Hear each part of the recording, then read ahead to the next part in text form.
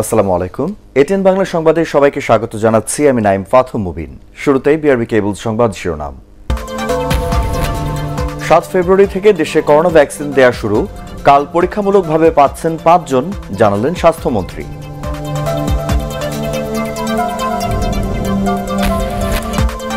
Chittagong city corporation নির্বাচন কাল ভোটকে চ্যালেঞ্জ হিসেবে নিয়েছে আওয়ামী লীগ ও বিএনপি।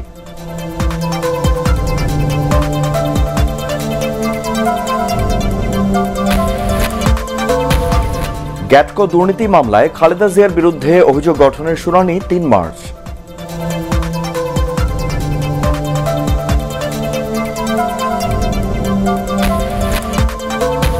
এবং বেসরকারি শিক্ষক নিবন্ধন ও প্রত্যয়ন কর্তৃপক্ষের স্থবিরতা, 1 বছরেরও বেশি সময় ধরে নিয়োগ ও পরীক্ষা বন্ধ।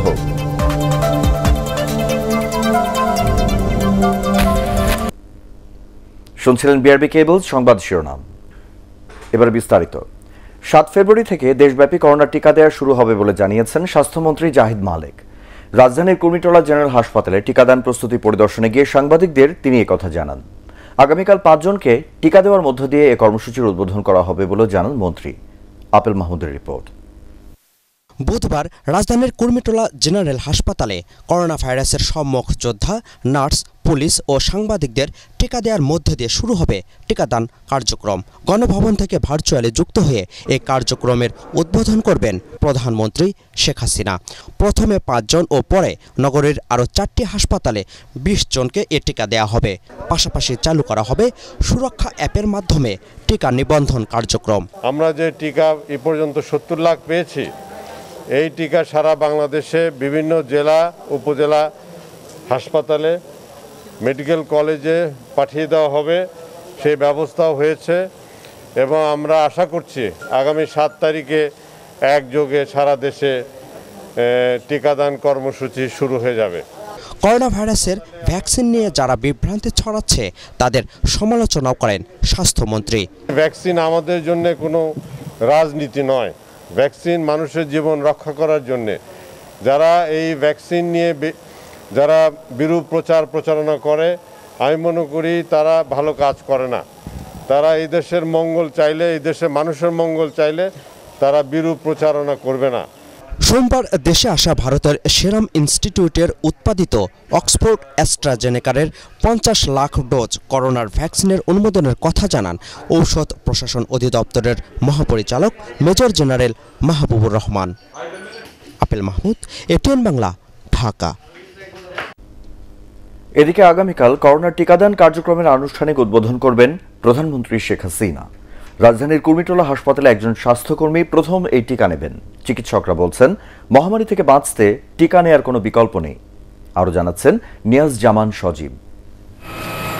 করোনা ভাইরাসের ভ্যাকসিন দেশে এলেও মানুষের ভেতরে শঙ্কা রয়েছে। কতটা পার্শ্ব প্রতিক্রিয়া হতে পারে তা নিয়ে চলছে আলোচনা। এটার পার্শ্বপ্রতিক্রিয়া আছে কি না, তারপরে আমার নিজস্ব মতামত, আমি তখন ডিসিশন নিব যে এটা আমি নিব কিনা। এটা যদি কোনো পার্শ্বপ্রতিক্রিয়া না থাকে তাহলে অবশ্যই নেওয়া উচিত। আর যদি পার্শ্বপ্রতিক্রিয়া থাকে তাহলে এটা অ্যাকসেপ্ট করাটাই উচিত হবে না। যার ভিতরে কোনো রোগ নাই তার তো কোনো টেনশন নাই, আর যার ভিতরে রোগ আছে আর মৃত্যু তো অনিবার্য। তবে আলোচনা সমালোচনাকে পাশ কাটিয়ে টিকা দেওয়ার প্রস্তুতি শেষ করেছে বাংলাদেশ। বঙ্গবন্ধু শেখ মুজিবুর রহমান মেডিকেল বিশ্ববিদ্যালয়ের এই কনভেনশন হলের প্রস্তুতিই বলে দিচ্ছে কতটা নিরাপদ ও স্বাচ্ছন্দ্যে এই টিকা নিতে পারবেন আগ্রহীরা। প্রশিক্ষণপ্রাপ্ত স্বাস্থ্যকর্মী, চিকিৎসকরা প্রস্তুত।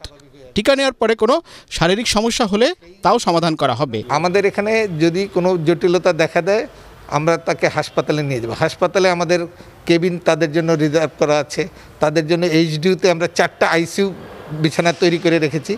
অর্থাৎ তার যে কোনো ধরনের চিকিৎসা প্রয়োজন হলে আমরা সেই চিকিৎসা দিতে সক্ষম এবং আমরা সেই চিকিৎসা তাদেরকে দিব। চিকিৎসকরা বলছেন, করোনা বিজয়ীরা টিকা নিতে আগে অনাগ্রহ দেখালেও প্রথম দফায় ভ্যাকসিন দেওয়ার পরে তারাও আগ্রহী হবে। কারণ এটা সার্বিক একটা মহামারী ডিজিজ। এই ডিজিজ প্রতিহত করতে হলে মোটামুটি যারা এখনও সুস্থ আছি সবাইকে এটা নিয়ে আমাদের গোটা দেশ বা বিশ্ব পরিস্থিতির সাথে ভালো সুস্থতার দিকে এগিয়ে যাওয়ার জন্য আমাদের সকলকেই এই ব্যাপারে সতর্ক থেকে সামিল হতে হবে। টিকা পাওয়ার অগ্রাধিকার ভিত্তিক তালিকা তৈরির কাজ প্রায় শেষ পর্যায়ে। ফেব্রুয়ারির শুরুতেই 64 জেলাতেই এ টিকা নেওয়া যাবে। নিয়াজ জামান সজীব, এটিএন বাংলা, ঢাকা। দেশে করোনা ভাইরাসে আক্রান্ত হয়ে গত 24 ঘন্টায় আরও 14 জনের মৃত্যু হয়েছে। এ নিয়ে মোট মৃতের সংখ্যা বেড়ে দাঁড়ালো 8,055 জনে। এর মধ্যে ঢাকা বিভাগে সর্বোচ্চ 8 জন, চট্টগ্রামে 4, ময়মনসিংহ ও খুলনায় 1 জন করে মারা গেছেন। সবশেষ মৃতদের মধ্যে 12 জন পুরুষ ও 2 জন নারী। স্বাস্থ্য অধিদপ্তরের সংবাদ বিজ্ঞপ্তিতে এসব তথ্য জানানো হয়। গত 24 ঘন্টায় 14,401টি নমুনা পরীক্ষায় করোনা শনাক্ত হয়েছেন 515 জন। আক্রান্ত বিবেচনায় শনাক্তের হার 3.58%। দেশে মোট করোনা শনাক্তের সংখ্যা 5,32,916। 24 ঘন্টায় সুস্থ হয়েছেন 447 জন। মোট সুস্থ 4,77,426। ভারত থেকে সেরাম ইনস্টিটিউটের মাধ্যমে আনা করোনা ভাইরাসের টিকা নিয়ে বিভ্রান্তি না ছড়ানোর আহ্বান জানিয়েছেন আওয়ামী লীগ সংসদ সদস্যরা। সকালে জাতীয় সংসদে রাষ্ট্রপতির ভাষণের উপর আলোচনায় করোনা সংক্রমণ প্রতিরোধ ও টিকা নিয়ে সরকারের সফলতা তুলে ধরেন জনপ্রশাসন প্রতিমন্ত্রী অধ্যাপক ফরহাদ হোসেন দোদুল, আব্দুস সালাম মুর্শেদি ও সাইফুজ্জামান শিখর সহ সরকার দলীয় সদস্যরা।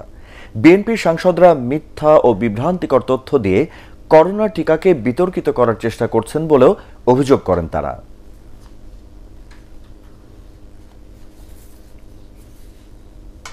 টিকা নিয়ে প্রশ্ন তোলার চেষ্টা করা হচ্ছে, টিকাকে বিতর্কিত করার চেষ্টা করা হচ্ছে। মাননীয় স্পিকার, ভারত যে দামে পাচ্ছে বাংলাদেশও সেই দামে পাচ্ছে। এর বাইরে অন্যান্য দেশ বাংলাদেশের চেয়েও বেশি দামে টিকা ক্রয় করছে। এখন টিকাটি কে আগে নেবেন এটা নিয়ে প্রশ্ন তোলার চেষ্টা করছেন এবং সেখানে মিথ্যার বসতি স্থাপন করার চেষ্টা করা হয়েছে। বলা হয়েছে আমেরিকার প্রেসিডেন্ট জো বাইডেন, ব্রিটেনের রানী দ্বিতীয় এলিজাবেথ নাকি সবার আগে টিকা নিয়েছেন। এটা কিন্তু একটি ভুল তথ্য। আমি এই মহান সংসদে যারা বক্তব্য করবেন তাদের প্রতি আমার অনুরোধ থাকবে, আপনারা এই ভুল তথ্য সম্মিলিত কোনো বক্তব্য এখানে রাখবেন না। বিশ্বে অ্যান্টিবায়োটিকের অপব্যবহার বন্ধে দ্রুত কার্যকর পদক্ষেপ না নিলে মানবজাতির অস্তিত্বই হুমকির মুখে পড়বে বলে মন্তব্য করেছেন প্রধানমন্ত্রী Sheikh Hasina. One health global leaders গ্রুপের উদ্বোধনী সভায় রেকর্ডকৃত বক্তব্যে তিনি বলেন, প্রেসক্রিপশন ছাড়া অ্যান্টিবায়োটিক পণ্য বিক্রয় বন্ধ করতে হবে। অ্যান্টিবায়োটিক উৎপাদন, মান নিয়ন্ত্রণ ও বিপণনে আইনের কঠোর প্রয়োগ করা প্রয়োজন বলে মনে করেন প্রধানমন্ত্রী। এ সময় মহামারী রোধে অ্যান্টিবায়োটিক যথেচ্ছ ব্যবহার বন্ধে 6টি প্রস্তাব তুলে ধরেন Sheikh Hasina. Humankind is facing one of the gravest threats due to the COVID-19 pandemic for more than a year now. However, the silently emerging antimicrobial resistance could endanger all of the significant advances of modern medicine. A strict implementation of laws and rules to control the production, quality control and marketing of antimicrobial agents. Corona ভ্যাকসিনের মতো স্পর্শকাতর ইস্যুতে বিভ্রান্তি না ছড়াতে বিএনপির প্রতি আহ্বান জানিয়েছেন আওয়ামী লীগ সাধারণ সম্পাদক ওবায়দুল কাদের। জনগণের স্বাস্থ্য সুরক্ষা নিশ্চিত করতেই সরকার করোনার ভ্যাকসিন সংগ্রহ করেছে বলে জানান তিনি। কাউকে ব্যবসায়িকভাবে লাভবান করতে ভ্যাকসিন আমদানি করা হয়নি বলেও মন্তব্য করেন সেতুমন্ত্রী। রাজধানীর বাসভবনে ব্রিফিংয়ে এসব কথা জানান ওবায়দুল কাদের। চট্টগ্রাম সিটি কর্পোরেশন নির্বাচন প্রসঙ্গে তিনি আরও বলেন, নির্বাচন হবার আগেই বিএনপি অহেতুক ভোট কারচুপির অভিযোগ এনে নিজেরাই নিজেদের হেরে যাওয়ার কল্পকাহিনী তৈরি করছে। জনগণের জন্যই ভ্যাকসিন আনা হয়েছে। করোনা সংকট মোকাবিলায় ভ্যাকসিন ব্যবহার করা হবে। ব্যবসায়িক স্বার্থের যে অভিযোগ তোলা হচ্ছে এটা নিতান্তই অমূলক এবং ভিত্তিহীন। আমি বিএনপিকে এ ধরনের সেন্সিটিভ ইস্যুতে বিভ্রান্তিকর বক্তব্য না ছড়ানোর আহ্বান জানাচ্ছি। এদিকে যুক্তরাজ্য থেকে সিলেটে আসা 28 জন যাত্রীর দেহে করোনা ভাইরাস শনাক্ত হয়েছে। দেশে আসার পর পরীক্ষায় করোনা নেগেটিভ শনাক্ত হলেও 4 দিনের কোয়ারেন্টাইন শেষে নমুনা সংগ্রহের পর মঙ্গলবার তাদের রিপোর্ট পজিটিভ আসে। পরে সব যাত্রীদের সরকারি ব্যবস্থাপনায় হাসপাতালে ভর্তি করা হয়। সিলেট মহানগর পুলিশ জানিয়েছে, গত 21 জানুয়ারি যুক্তরাজ্য থেকে বাংলাদেশ বিমানের একটি ফ্লাইটে সিলেট ওসমানী বিমানবন্দরে আসেন 157 জন প্রবাসী। পরে সেনাবাহিনী ও পুলিশের তত্ত্বাবধানে তাদেরকে বিভিন্ন হোটেলে প্রাতিষ্ঠানিক কোয়ারেন্টাইনে রাখা হয়। 4 দিন কোয়ারেন্টাইন শেষে 28 জন করোনা পজিটিভ শনাক্ত হয়। গতকাল যুক্তরাজ্য থেকে সিলেটে ফিরেছেন আরও 143 জন প্রবাসী। বিমানবন্দরে পৌঁছানোর পর তাদেরকেও রাখা হয়েছে কোয়ারেন্টিনে।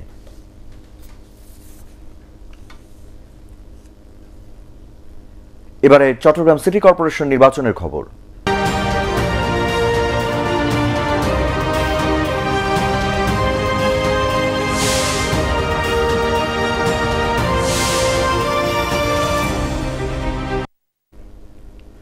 কাল চট্টগ্রাম সিটি কর্পোরেশন নির্বাচন। বন্দর নগরীর এই নির্বাচনকে চ্যালেঞ্জ হিসেবে নিয়েছে বড় দুই রাজনৈতিক দল। আওয়ামী লীগ বলছে উন্নয়নের ধারা অব্যাহত রাখতে আবারও নৌকায় ভরসা রাখবেন ভোটাররা। তবে বিএনপির অভিযোগ প্রশাসনের সহযোগিতায় ভোট কারচুপির আয়োজন করছে সরকার। চট্টগ্রাম প্রতিনিধি আবুল হাসনাতকে সাথে নিয়ে রিপোর্ট করছেন একরামুল হক সায়েন। দেশের বাণিজ্যিক রাজধানী চট্টগ্রাম, এখানে প্রায় সব রাজনৈতিক দলে রয়েছে সরব অবস্থান। সিটি কর্পোরেশন নির্বাচনকে ঘিরে এখন নানান হিসেব নিকেশ রাজনৈতিক মাঠে। বিশেষ করে মেয়র পদের নির্বাচন মর্যাদার লড়াই বড় দুই রাজনৈতিক শিবিরে। এর আগে 5 বারের নির্বাচনে 4 বারই মেয়র পদ ছিল আওয়ামী লীগের দখলে, একবার জয় পায় বিএনপি। 6ষ্ঠ বারের এই নির্বাচনে জনসমর্থনে এগিয়ে থাকার দাবি দুই দলেরই। মানুষ দেখবে যে আওয়ামী লীগের প্রার্থীকে যদি আমি জয়লাভ করতে পারি, তাহলে আমাদের চট্টগ্রামের যে মানে আছে, সমস্যাগুলো আছে, সেটা সহজে সমাধান হবে। আমাদের চ্যালেঞ্জটা একটাই, যে ভোটারদের ভোট কেন্দ্রে যাওয়ার যদি সুযোগ থাকে, আমাদের এজেন্টরা যদি ভোট কেন্দ্রে গিয়ে তাদের এজেন্টের দায়িত্ব পালন করতে পারে, যথেষ্ট। বিএনপি বলছে ভোটারদের কেন্দ্রমুখী করাই বড় চ্যালেঞ্জ। নেতাদের দাবি, কর্মী সমর্থকদের বিরুদ্ধে মামলা হামলা সহ নানা হয়রানি বেড়েই চলেছে। তবে আওয়ামী লীগ নেতারা মনে করেন নির্বাচনী মাঠে শক্তভাবে দাঁড়াতে না পেরে নানান অজুহাত বিরোধী পক্ষের। এটা ঠিক না। আমরা প্রশাসন তারা নিজেদের মতো তারা করতেছে, যারা অন্যায় করতেছে তাদেরকে করতেছে। জনগণকে ভোট কেন্দ্রে না যাওয়ার এবং আমাদের কর্মীদের বলছে এলাকা ছেড়ে চলে যেতে, আমাদের এজেন্টদের বলতে এলাকা ছেড়ে চলে যেতে, তাহলে ভোটটা করবে কে? এদিকে বিদ্রোহী কাউন্সিলর প্রার্থীদের নিয়ে কিছুটা দুশ্চিন্তা আওয়ামী লীগের। অন্যদিকে নিজেকে নিয়ে দলের মধ্যে অনৈক্য নেই বলে দাবি সাবেক মেয়র আজম নাসিরের। সবাই আমরা এক এবং ঐক্যবদ্ধ, বলছেন সে কোনো ধরনের চুল পরিমাণ দ্বিধাদ্বন্দ্ব নেই। চট্টগ্রাম সিটি নির্বাচনে 7 মেয়র প্রার্থীর সবাই বিভিন্ন রাজনৈতিক দলের হলেও মূল আলোচনা নৌকা ও ধানের শীষের প্রতিনিধিকে ঘিরেই। নির্বাচনী প্রতিশ্রুতিতে আওয়ামী লীগ প্রার্থী 37 দফা আর বিএনপি প্রার্থী মোটা দাগে 9 দফায় নগরীর বিভিন্ন সমস্যা সমাধানের আশ্বাস দিয়েছেন ভোটারদেরকে। এখন দেখার বিষয়, এসব প্রতিশ্রুতিতে কতটা আশ্বস্ত হন ভোটাররা, নাকি দলীয় ভোট ব্যাংকই নির্ধারণ করবে জয় পরাজয়। সবকিছুর উপরে ভোটার উপস্থিতি কতটা হয় তার উপরও নির্ভর করছে অনেক কিছুই। একরামুল হক সায়েম, এটিএন বাংলা, চট্টগ্রাম। এদিকে নির্বাচনের ভোট গ্রহণের সব প্রস্তুতি প্রায় শেষ। 735টি কেন্দ্রে পৌঁছে গেছে নির্বাচনী সরঞ্জাম। এছাড়া নাশকতা এড়াতে নগর জুড়ে র্যাব, পুলিশের পাশাপাশি মোতায়েন হয়েছে 25 প্লাটুন বিজিবি।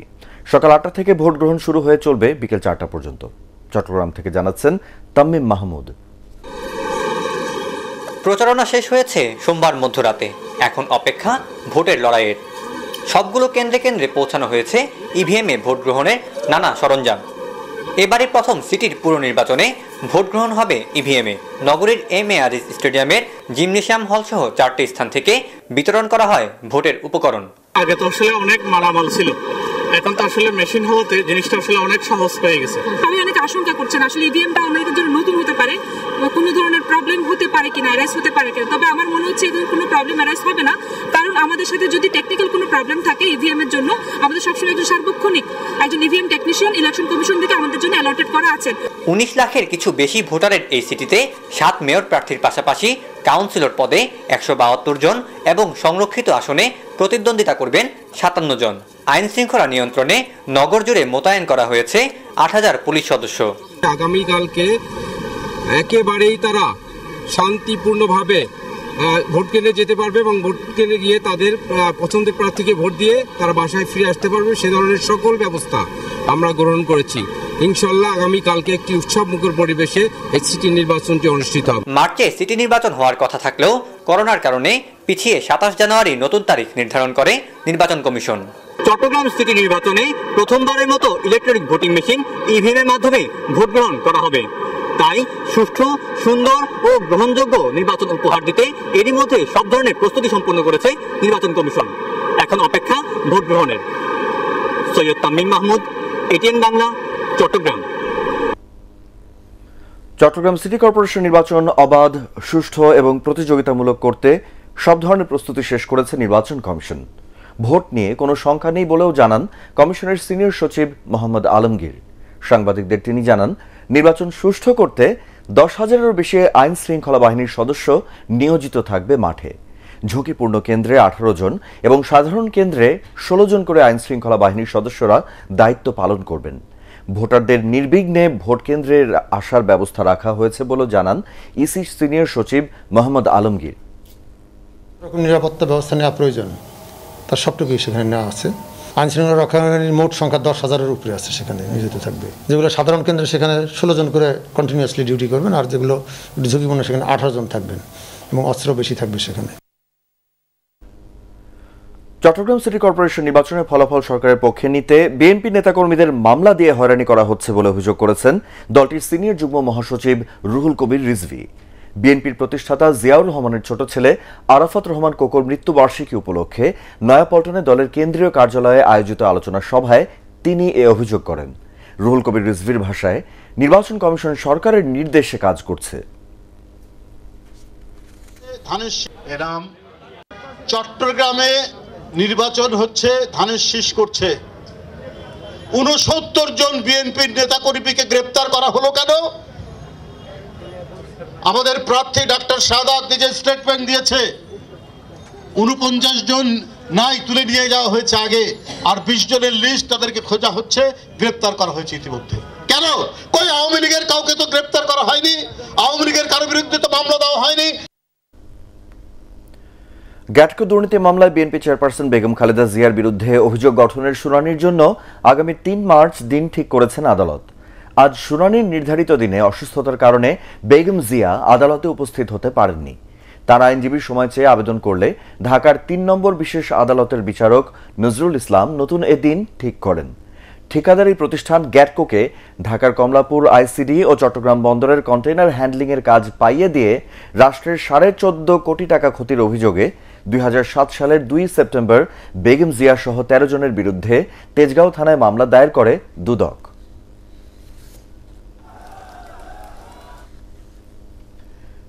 আমদানি রপ্তানির পণ্য পরীক্ষায় আধুনিক স্ক্যানার মেশিন কেনায় দেরি হওয়ায় অসন্তোষ জানিয়েছেন অর্থমন্ত্রী আ.হ.ম মুস্তফা কামাল। জাতীয় রাজস্ব বোর্ডে আন্তর্জাতিক কাস্টমস দিবসের সেমিনারে অনলাইনে যুক্ত হয়ে দ্রুত 13টি স্ক্যানার মেশিন কেনার নির্দেশ দেন তিনি। কর আদায় বাড়ানোর পাশাপাশি মন্দ ব্যবসায়ীদের ছাড় না দিতেও রাজস্ব কর্মকর্তাদের নির্দেশ দেন মন্ত্রী। বিস্তারিত শরফুল আলমের রিপোর্টে। দেশে প্রতিনিয়ত বাড়ছে অর্থনীতির পরিধি, বড় হচ্ছে আমদানি রপ্তানি খাত। তবে চাহিদা অনুযায়ী আমদানি রপ্তানি পণ্য পরীক্ষায় কাস্টমস হাউসগুলোতে নেই আধুনিক প্রযুক্তির যন্ত্রাংশ। এই সুযোগে নানা কৌশলে রাজস্ব ফাঁকি দিচ্ছেন ব্যবসায়ীদের কেউ কেউ। তাই উদ্বেগ অর্থমন্ত্রীর। স্ক্যানারগুলো আমরা ব্যবহার করি, 10টা মতো স্ক্যানার আমাদের আছে। আমি প্রতিদিন দেখছি 13টি স্ক্যানার কেনার জন্য আমাদের প্রক্রিয়া আছে। সেই প্রক্রিয়াটাকে ত্বরান্বিত করতে হবে। 13টি যেখানে নাই সেই সমস্ত এলাকাকে ব্যবহার করা হতে পারে আমাদের ভয়। যা আমাদের কাগজপত্রে আছে সেটাই সত্যিকার ভাবে সেই আমদানি হচ্ছে বা রপ্তানি হচ্ছে। সরকারি প্রকল্পে কাঁচামাল আমদানিতে প্রতি বছর যে পরিমাণ কর ছাড় দেওয়া হচ্ছে তার হিসাব সংরক্ষণেও কর্মকর্তাদের সতর্ক হতে বললেন অর্থমন্ত্রী। ইনপুট ডিউটি বলেন, অ্যাড বলেন, যেভাবে বলেন সেটা একটা হিসাব আছে, সেই হিসাবটা আমাদের রাখতে হবে। কাস্টমস দিবসের আলোচনায় অপ্রাতিষ্ঠানিক খাতগুলোকে মূলধারায় আনার দাবি জানায় ব্যবসায়ীদের শীর্ষ সংগঠন এফবিসিসিআই। যদিও এনবিআর বলছে আগামী অর্থ বছরে আমদানি রপ্তানি কর 2 লাখ টাকার বেশি হলেই তা পরিশোধ করতে হবে অনলাইনে। 1 জুলাই থেকে পেমেন্ট ছাড়া নেওয়া হবে না, ইলেকট্রিক পেমেন্ট সিস্টেম নেওয়া হবে, সেজন্য আমাদের সফটওয়্যার রয়েছে। 84% আমি আগেই বলেছি যে আমাদের ইনফর্মাল ইকোনমিতে আছে, ওদেরকে মেইন স্ট্রিমে আনলে আমরা বিশ্বাস করি যে স্টিমুলাসটা মাননীয় প্রধানমন্ত্রী দিয়েছে 3 বছরের জন্য, এটার 77% ডিসেম্বর পর্যন্ত বাস্তবায়িত হয়েছে। এর আগে করোনাকালীন আমদানি রপ্তানি এবং অভ্যন্তরীণ পণ্য সরবরাহ নিরবচ্ছিন্ন রাখায় 3 প্রতিষ্ঠান ও 17 জন কর্মকর্তাকে ওয়ার্ল্ড কাস্টমস অর্গানাইজেশনস WCOর সার্টিফিকেট তুলে দেন NBR chairman. Sharful Alam, ATN Bangla, Dhaka. বেসরকারি শিক্ষক নিবন্ধন ও প্রত্যয়ন কর্তৃপক্ষ NTRCA-তে স্থবিরতা দেখা দিয়েছে। 1 বছরেরও বেশি সময় ধরে বন্ধ রয়েছে নিয়োগ ও পরীক্ষা। ফলে বেসরকারি স্কুল এবং কলেজে চলছে শিক্ষক সংকট, বাড়ছে চাকরি প্রত্যাশীদের হতাশা। শিক্ষক সংকটের কারণে লেখাপড়ায় ব্যাঘাত ঘটার আশঙ্কা করছেন গবেষকরা। আরও জানাচ্ছেন মাহবুব কবির চপল। পরীক্ষায় পাশের পরও নিয়োগ না পেয়ে NTRCA-তে ধর্ণা দিচ্ছেন এসব চাকরি প্রত্যাশী।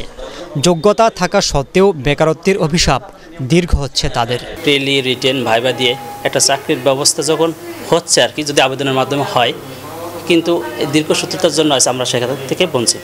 যারাদের বয়স লিমিটটা আছে 35, তাদের অনেকেরই বয়স চলে গেছে ইতিমধ্যে, যেটা অথচ তারা কিন্তু এক্ষেত্রে কোনো ক্রমেই দায়ী না। কী কারণে বন্ধ থাকবে এটা আমাদের আমার কথা হচ্ছে, আমরা পাস করছি, আমাদেরকে কিভাবে তারা সার্কুলার দেবে, কিভাবে আমরা নিয়োগ করবো, আমাদের হচ্ছে মেন উদ্দেশ্য। আমরা অন্য কিছু দেখতে চাই না। আমরা চাচ্ছি NTRCA প্লাস ঊর্ধ্বতন যারা কর্মকর্তা রয়েছে তাদের মাধ্যমে আমাদেরকে যেন আর এভাবে না আসতে হয়, দাঁড়ে দাঁড়ে না ঘুরতে হয়। করোনায় সবকিছু প্রায় স্বাভাবিক হলেও থেমে আছে NTRCA-এর কার্যক্রম। 15তম নিবন্ধনে উত্তীর্ণদের নিয়োগ আটকে আছে। ফলাফলের অপেক্ষায় 2.25 লাখ পরীক্ষার্থী, আর প্রিলিমিনারি পরীক্ষার অপেক্ষায় 11 লাখ। তবে এসব বিষয়ে ক্যামেরার সামনে কথা বলতে রাজি হননি NTRCA-এর চেয়ারম্যান আশরাফ উদ্দিন। শুধু জানান হাইকোর্টে রিটের কারণে সব কিছু থেমে আছে। তবে ভিন্ন কথা বলছেন রিটকারীদের আইনজীবী।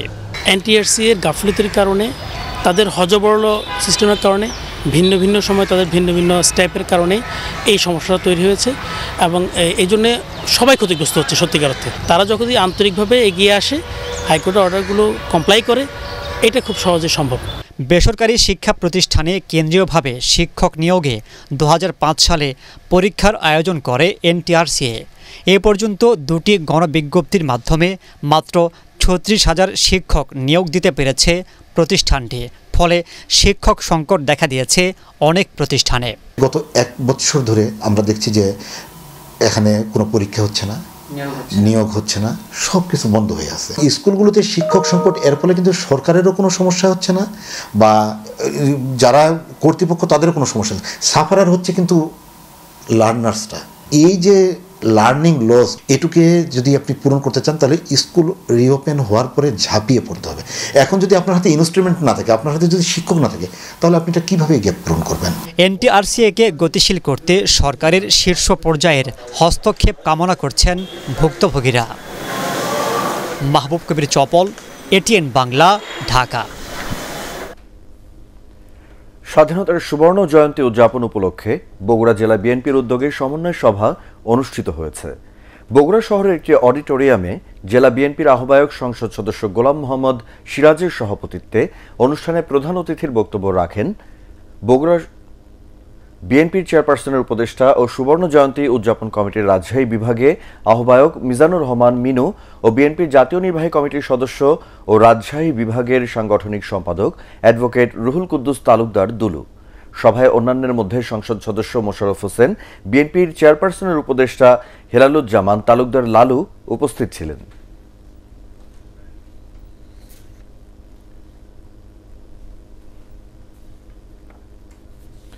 এ পর্যায়ে আল আরাফা ইসলামী ব্যাংক অর্থ সংবাদ।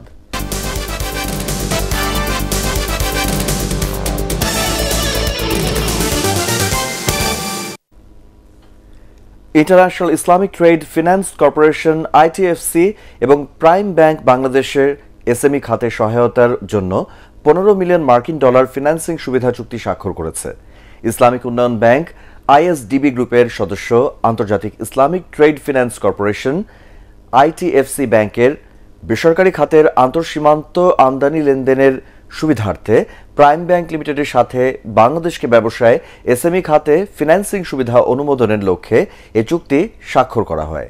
আন্তর্জাতিক ইসলামিক ট্রেড ফিন্যান্স কর্পোরেশন ব্যাংকের পক্ষে প্রধান নির্বাহী হানি সেলেম সনবল এবং প্রাইম ব্যাংকের পক্ষে ভারপ্রাপ্ত এমডি ফয়সাল রহমান চুক্তিপত্রে স্বাক্ষর করেন। রাজধানীর ৮০ এলাকা সুয়ারেজের আওতার বাইরে বলে মন্তব্য করেছেন ঢাকা ওয়াসার দ্বিতীয়বারের মতো নিয়োগপ্রাপ্ত চেয়ারম্যান প্রকৌশলী ডক্টর গোলাম মোস্তফা।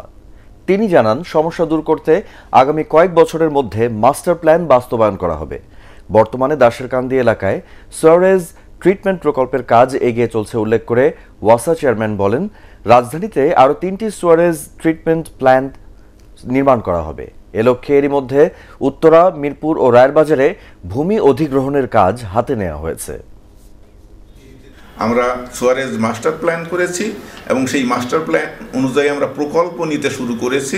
প্রকল্পগুলো বাস্তবায়ন হলে তখন ঢাকা ওয়াসা পয়ঃনিষ্কাশনও একটা গ্রহণযোগ্য একটা অবস্থানে আসতে পারবে এবং সেই সাথে ঢাকা ওয়াসা সেবামূলক প্রতিষ্ঠান কমার্শিয়ালি রান করার জন্য যে রিঅর্গানাইজেশনটা করা দরকার, আমরা সেই কাজটি এই আগামী ৩ বছরে করব বলে আশা রাখি।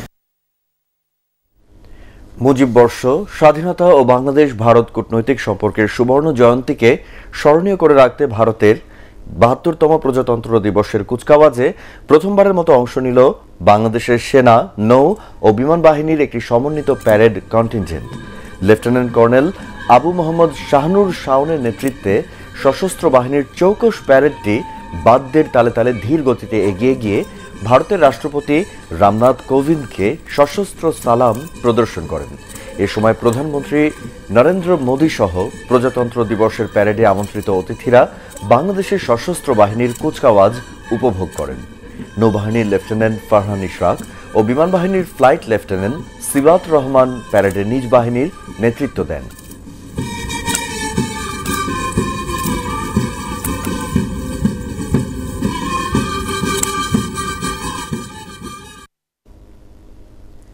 এবারে সন্ধানী লাইফ ইন্স্যুরেন্স কোম্পানি লিমিটেড বাণিজ্য সংবাদ।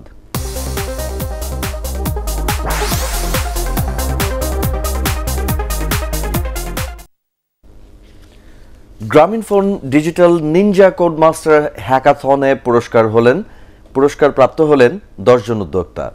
অ্যান্ড্রয়েড ও iOS application, business analyst, quality assurance engineer সহ 5টি ক্যাটাগরিতে এই 10 জন বিজয়ী রানার আপ হন। রাজধানীর জিপি হাউসে আনুষ্ঠানিকভাবে তাদের হাতে পুরস্কার তুলে দেন গ্রামীণফোন কর্মকর্তারা। বিজয়ী প্রত্যেকে 1 লাখ এবং রানার আপ পান 50,000 টাকা। অনুষ্ঠানের প্যানেল ডিসকাশনে অংশ নেন বেসিসের প্রেসিডেন্ট সৈয়দ আলমাস কবির এবং গ্রামীণফোনের head of digital and strategic Solaiman Alam, প্রধান মানব সম্পদ কর্মকর্তা সৈয়দ তানভীর হোসেন ও head of communications Khairul Bashar.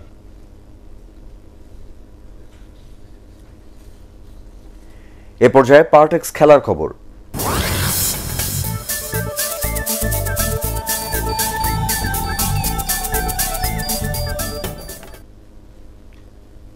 West ইন্ডিজের বিপক্ষে টেস্ট সিরিজ সামনে রেখে চট্টগ্রামে অনুশীলন শুরু করেছে বাংলাদেশ। ওয়ানডের মতো টেস্টেও ভালো খেলবে বাংলাদেশ, এমনটাই প্রত্যাশা জাতীয় দলে ডাক পাওয়ার অপেক্ষায় থাকা ইয়াসির আলী রাব্বির। অন্যদিকে সীমিত ওভারের ম্যাচে হোয়াইট ওয়াশ হলেও টেস্টে ঘুরে দাঁড়াতে চায় ওয়েস্ট ইন্ডিজ। মমিনুর রিপনের রিপোর্ট।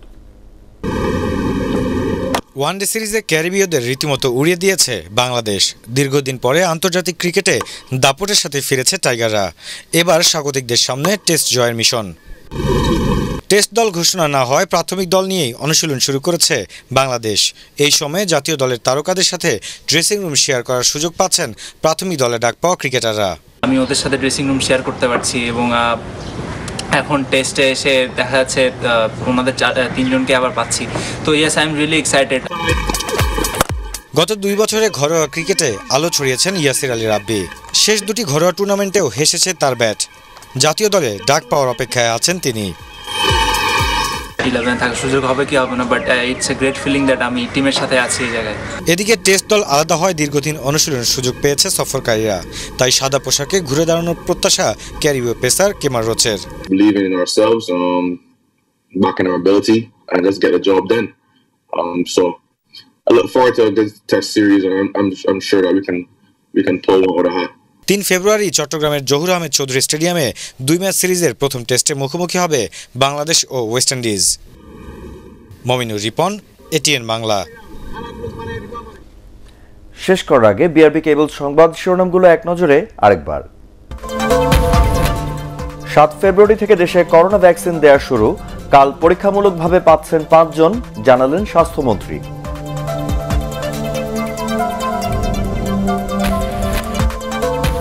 চট্টগ্রাম সিটি কর্পোরেশন নির্বাচন কাল, ভোটকে চ্যালেঞ্জ হিসেবে নিয়েছে আওয়ামী লীগ ও বিএনপি।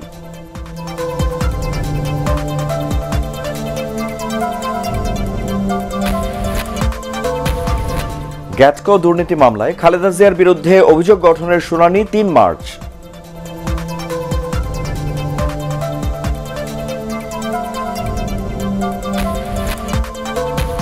এবং বেসরকারি শিক্ষক নিবন্ধন ও প্রত্যয়ন কর্তৃপক্ষের স্থবিরতা, 1 বছরেরও বেশি সময় ধরে নিয়োগ ও পরীক্ষা বন্ধ।